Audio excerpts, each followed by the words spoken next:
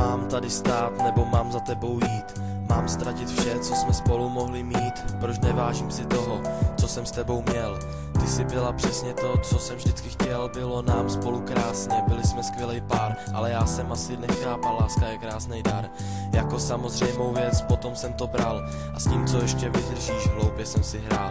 Láska není jistota, je jako ranní rosa.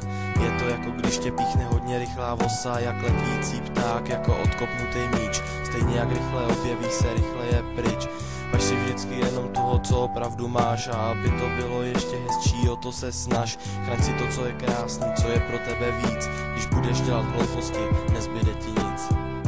Jsem sám, v srdci tě mám a budu chtít, jen s tebou být. Jsem sám, v srdci tě mám a budu chtít, jen s tebou být.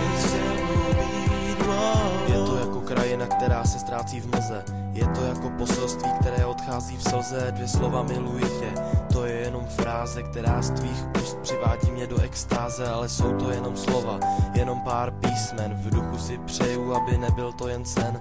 Těhle pár slov musíš dokázat srdcem. Když tohle vypustíš, můžeš být jen dobrým hercem. Tyhle 2 slova, to je víc než vše.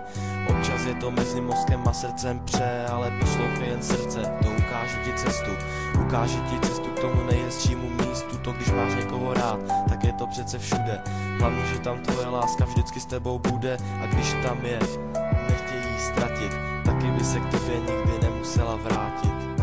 Jsem sám, v srdci tě mám a budu chtít, jen s tebou být. Jsem sám, v srdci tě mám a budu chtít, jen s tebou být. Budeš pak litovat třeba každý den, že nechal sis odejít ten nejhezčí sen. Láska je sen, který nekončí s ránem.